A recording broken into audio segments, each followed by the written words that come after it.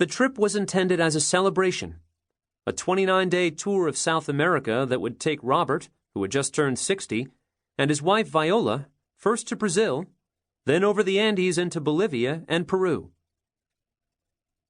Their itinerary included tours of Incan ruins, a boat trip on Lake Titicaca, the occasional craft market, and a bit of birding. That much relaxation, Robert had joked with friends before leaving, seemed unsafe. He was already anticipating the fortune he would spend on calls to his secretary. Over the previous half-century, Robert Philippi had built a small gas station into an auto parts empire in rural Louisiana and had made himself into a bayou mogul through hard work, charisma, and hustle. In addition to the auto parts business, he also owned a chemical company, a paper supplier, various swaths of land, and a real estate firm. And now here he was, entering his 7th decade, and his wife had convinced him to spend a month in a bunch of countries where, he suspected, it would be awfully difficult to find a TV showing the LSU Ole Miss game.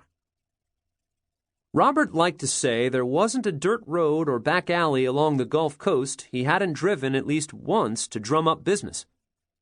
As Philippi Incorporated had grown, Robert had become famous for dragging big city businessmen from New Orleans and Atlanta out to ramshackle bars and forbidding them from leaving until the ribs were picked clean and bottles sucked dry.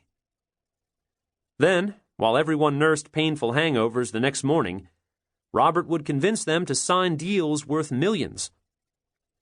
Bartenders always knew to fill his glass with club soda, while serving the bigwigs cocktails. Robert hadn't touched booze in years. He was a member of the Knights of Columbus and the Chamber of Commerce, past president of the Louisiana Association of Wholesalers and the Greater Baton Rouge Port Commission, the chairman of his local bank, and a loyal donor to whichever political party was more inclined to endorse his business permits that day. "You never met a man who loved working so much," his daughter Roxanne told me. Robert and Viola had been looking forward to this South American trip, but when they stepped off the plane in La Paz, midway through the month-long tour, Robert started acting oddly. He staggered through the airport and had to sit down to catch his breath at the baggage claim. When a group of children approached him to ask for coins, Robert threw change at their feet and laughed. In the bus to the hotel, Robert started a loud, rambling monologue about various countries he had visited and the relative attractiveness of the women who lived there. Maybe it was the altitude. At 12,000 feet, La Paz is one of the highest cities in the world. Once they were unpacked, Viola urged Robert to nap. He wasn't interested, he said. He wanted to go out. For the next hour, he marched through town buying trinkets and exploding in a rage whenever locals didn't understand English.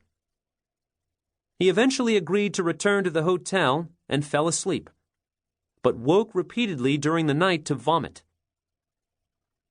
The next morning, he said he felt faint, but became angry when Viola suggested he rest. He spent the 3rd day in bed. On day 4, Viola decided enough was enough and cut the vacation short. Back home in Louisiana, Robert seemed to improve. His disorientation faded, and he stopped saying strange things. His wife and children, however, were still worried. Robert was lethargic and refused to leave the house unless prodded. Viola had expected him to rush into the office upon their return, but after 4 days, he hadn't so much as checked in with his secretary. When Viola reminded him that deer hunting season was approaching and he'd need to get a license, Robert said he thought he'd skip it this year. She phoned a doctor. Soon, they were driving to the Ochsner Clinic in New Orleans.